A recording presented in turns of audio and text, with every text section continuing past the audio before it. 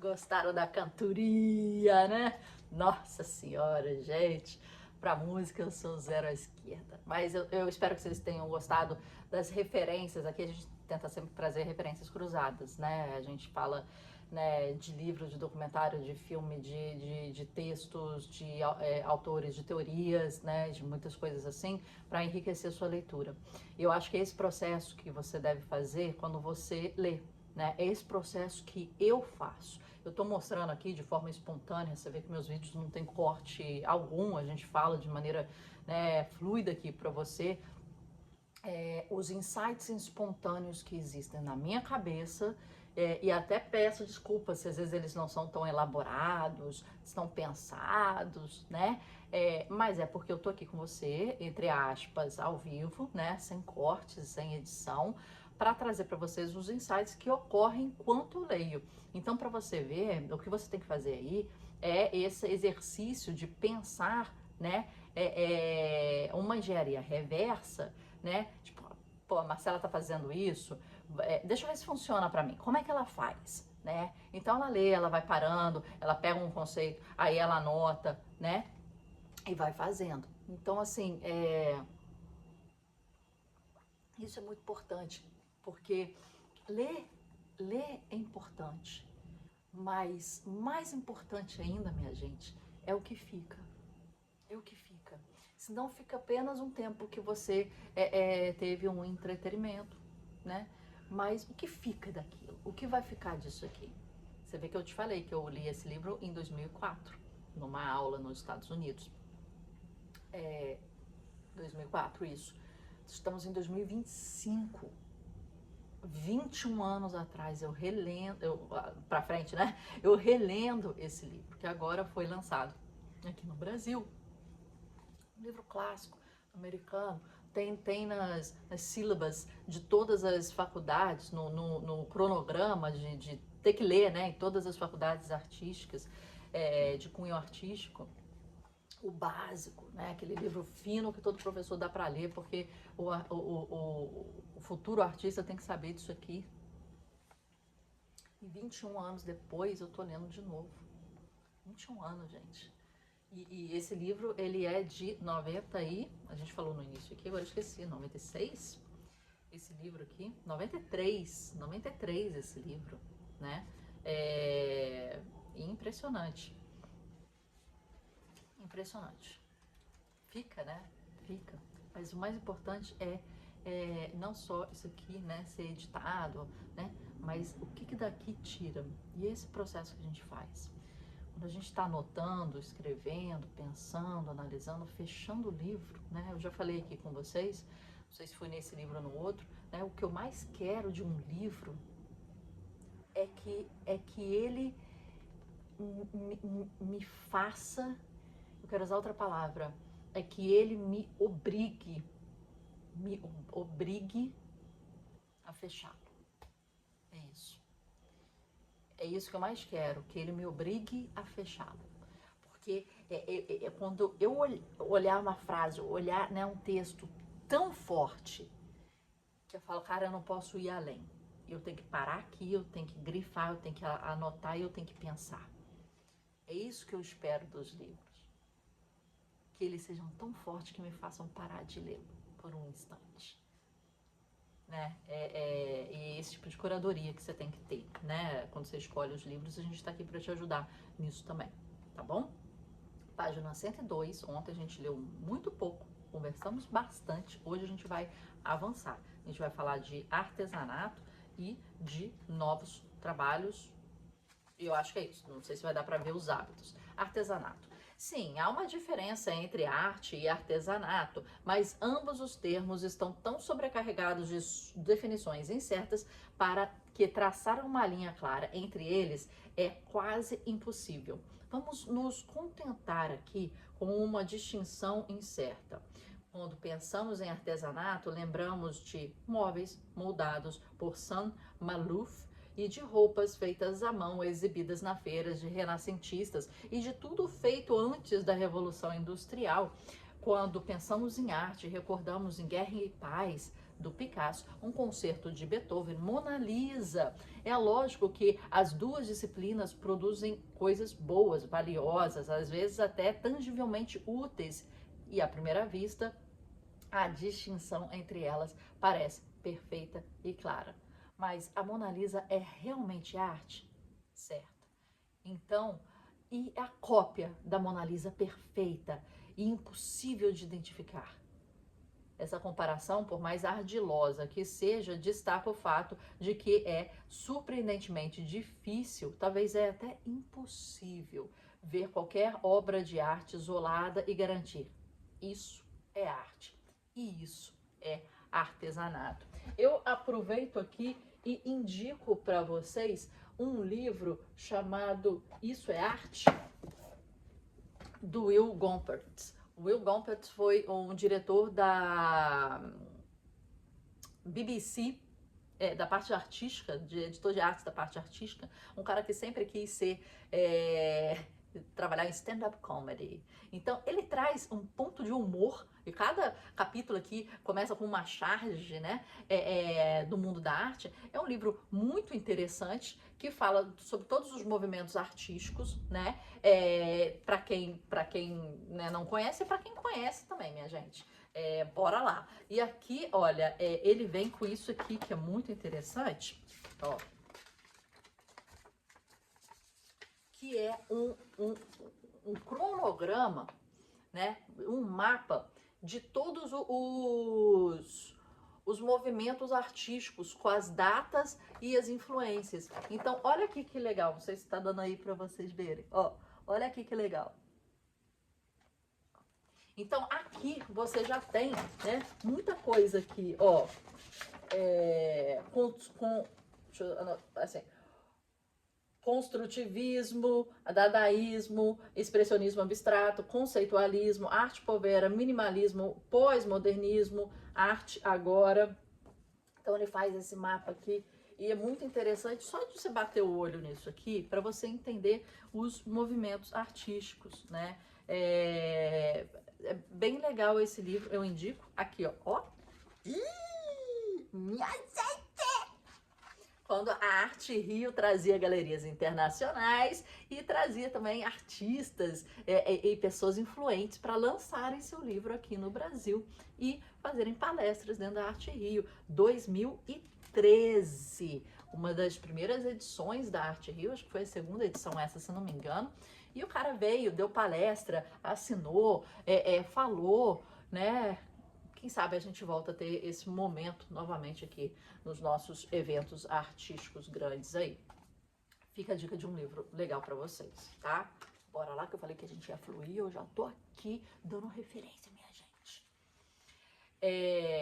Para estabelecer essa diferença, é preciso comparar sucessivas peças feitas por uma mesma pessoa. Em essência, a arte está presente no salto conceitual entre obras, não na obra em si. E de forma simples, há um salto conceitual maior de uma obra de arte para a próxima do que de uma obra de arte para a seguinte. Olha, anota isso aí. Um salto conceitual entre obras, mas não nas obras em si. O salto, ele está no gap, no vão, entre uma obra e outra. E de forma simples, há um salto conceitual. O resultado é que a arte é menos polida, mas mais inovadora do que o artesanato. Menos polida.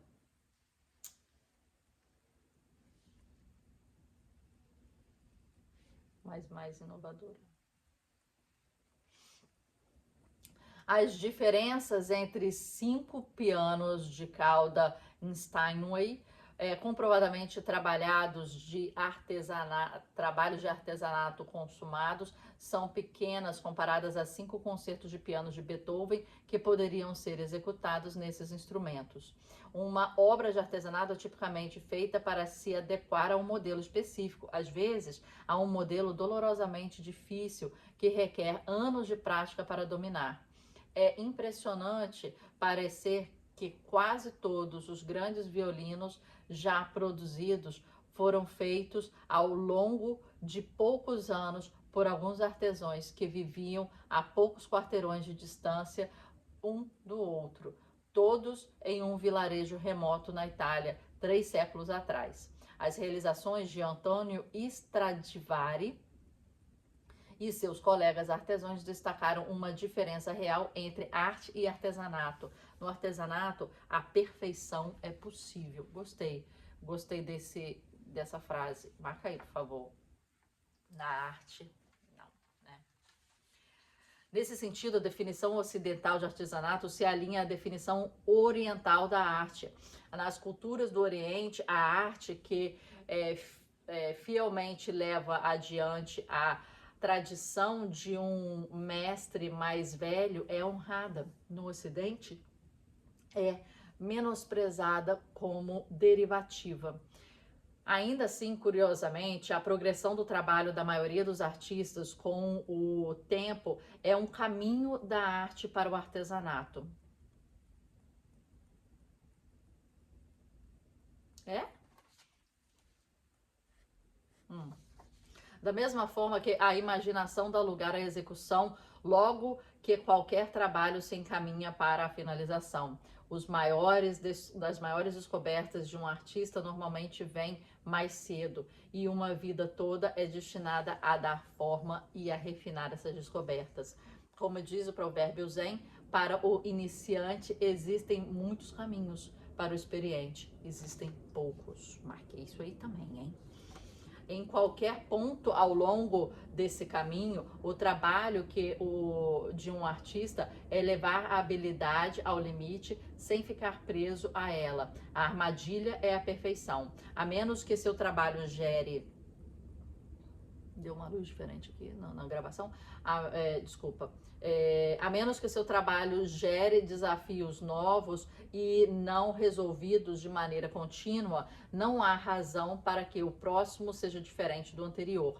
A diferença entre arte e artesanato não está nas ferramentas que se tem em mãos, mas no aparato mental que os guia. Opa! Frase de efeito aqui. Para o artesão, a técnica é um fim em si próprio. Para você, o artista, a técnica é um veículo para expressar uma visão. A artesania é a borda visível da arte. Eita! Ô, gente! Isso aí foi... Eu gostei da poesia, né, que ele colocou aqui. Marquei bastante, marquem aí. Mas concordo puramente com ele. O artesão, ele tá aqui, ó, na técnica, e ele para aqui, na masterização da técnica por técnica. Por exemplo, quando eu fazia aula de escultura, tinha professora de escultura, tinha ali o ateliê dela em que eu fazia escultura, queimava as coisas e tal. Eu estou fazendo a obra de arte. Eu começo pensando no conceito, eu começo pensando na mensagem que eu quero passar, na visão, como ele colocou aqui, que eu quero passar, sabe? E aí, a partir disso eu esboço, a partir disso eu desenho, a partir disso eu faço estudo, a partir disso eu faço croquis, bonecas, etc e tal, né? Cada área com o seu termo, mas a partir disso eu começo o processo de criação e depois entro na obra e desenvolvo esse processo de criação. Desenvolvi a minha obra, tá lá, tá bonita. Aí o que eu fazia? Lá no espaço de criação da minha professora, ela se chama Jo Grassini, eu tenho uma entrevista com ela para o meu podcast, Marhubcast, muito interessante. Ela foi que desenvolveu as esculturas do Paulo Gustavo e da Dona Hermínia para o campo de São Bento, aqui em Niterói. Então são obras em bronze, tamanho real, 1,80 m, 1,70 m.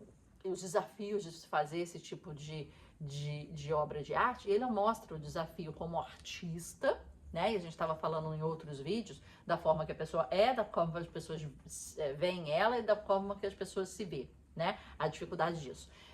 Mas aí depois a dificuldade no artesanato disso, porque teve que vir um cara do molde, né? E essa parte ali em que a gente entregava as obras para a pessoa para fazer um molde, né, em cera. Aí depois faz em gesso. Cada um tem um processo diferente. Cada um faz em gesso. Aí depois quer fazer em resina. Aí depois quer fazer o quê? Em fundição, né? Então essa parte vai pegar a obra com a visão criada, né? E vai criar moldes tecnicamente, com conhecimento técnico, do molde vai replicar ali em outro material, em resina, em fundição, mas criou o molde dali. E a técnica do molde e de replicar aquela obra com aquela visão é do artesão. Mas quem fez aquela obra é o artista. Gostei muito das definições aqui. Novos trabalhos. No crescimento artístico rotineiro, o trabalho novo não invalida o antigo. Ele o torna mais artificial, mais como um artifício. O trabalho mais antigo, com frequência, é o que dá mais vergonha para o artista, porque parece feito por uma pessoa mais jovem, mais ingênua, além de que desconhecia a pretensão e o esforço envolvidos no trabalho. Obras anteriores muitas vezes parecem, curiosamente, tanto elaboradas demais como simples demais. E aí a gente anula isso, né? Vai anulando. Isso é normal. Novos trabalhos deveriam substituir os antigos. Se o fazem tornando o trabalho antigo inadequado, insuficientemente incompleto. Bom, é a vida. Frank Lloyd Wright aconselhava jovens arquitetos a plantar era ao redor dos seus primeiros edifícios, sugerindo que, com o tempo, ela cresceria para cobrir as indiscrições juvenis deles. Olha que interessante, né? Esse cara sempre é interessante, não sei se vocês já pesquisaram sobre ele, Frank Lloyd Wright. Né? Muito interessante isso, cobre de era. Agora, o que poderia ser para o artista visual, né? Não vai gerar um matagal em torno daquela escultura, né? Mas vale a pena pensar o que seria o paralelo disso. O trabalho anterior lhe diz no que você estava prestando atenção naquela época. O trabalho novo comenta o antigo, apontando no que você não estava prestando atenção. Tudo isso seria tranquilo e maravilhoso, exceto que novas obras podem se tornar antigas em um instante, às vezes imediatamente após a conclusão do trabalho. Saborear a obra concluída pode durar apenas um piscar de olhos. Isso certamente é desagradável, mas é um bom sinal. Aí aqui, esse retângulo aqui. Criatividade. Os leitores podem querer observar que em nenhum lugar desse livro aparece a temida palavra com C, criatividade. Por que ela deveria? Será que apenas algumas pessoas têm ideias, enfrentam problemas, sonham, vivem no mundo real e respiram? Bem, terminamos aqui essa parte. Como já estamos chegando a quase 20 minutos, e fizemos bastante comentários, quero parar aqui. Paramos na página 106, vamos começar hábitos na próxima leitura, e estamos quase chegando ao final. Agora, não tenho problema com criatividade, com essa palavra, ou que ela fala. Na verdade, o foco das nossas discussões aqui é processo criativo, que vem de criatividade. A gente fala de criação, a gente fala de criatividade, a gente fala de processo criativo, a gente fala de técnicas de criatividade, a gente fala de tudo isso, sabe? E sem problema algum. Sem problema algum. Não é tabu. Não entendi por que ele fez isso ao final, sei lá. Pode falar de criatividade. Todos somos criativos em medidas diferentes. Não entendi aqui essa colocação, gente. Não entendi. Mas achei muito poético essa parte em que ele fala de artesanato e arte, né? A arte é menos polida, mais inovadora, né? Eu gostei. Para o iniciante existem muitos caminhos, para o experiente poucos. A gente falou isso antes aqui das pirâmides de oportunidade, né? No fazer artístico, que eu acho que se transfere muito para isso também. quando você já tem o seu nome respaldado, você já tem uma expectativa muito grande do que vem aí, né? Sobre o seu trabalho. Tipo, o Volpe já devia estar cansadíssimo de pintar bandeirinha. Ele devia se perguntar por que eu inventei essa merda de bandeirinha. Agora só pinto bandeirinha. Aí ele começou a pintar porta.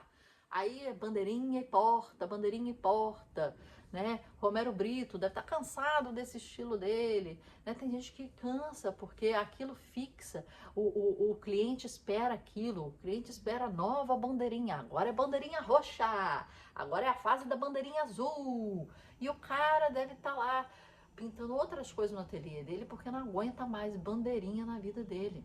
Deu certo, foi bom, deu dinheiro, deu recurso, deu reconhecimento, deu credibilidade, mas já foi há 10 anos, 20 anos, 30 anos, 40 anos, e ele 50 anos depois está conhecido pela bandeirinha. Não aguenta mais. A gente conversar sobre criatividade é importante. Não tem que...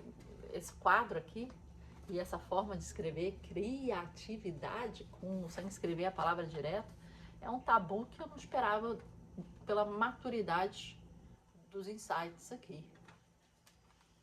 Não gostei. Mas dê sua opinião. Aqui a gente está aqui para isso. Podemos gostar e desgostar e dar opinião. E tudo bem. Tudo bem.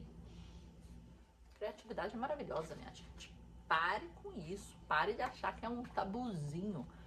Continuamos amanhã. Espero você nesse bate local com o seu café quentinho, que tá frio pra caramba, sua caneta, seu marcador e tudo mais. Venha preparado para nosso bate-papo unilateral aqui, mas eu espero que você troque comigo na legenda, na inbox do nosso WhatsApp, na nossa comunidade, e faça disso algo muito mais enriquecedor do que puramente eu falando para câmera e mostrando o meu fio de pensamento, os meus insights, como é que eles acontecem de forma espontânea.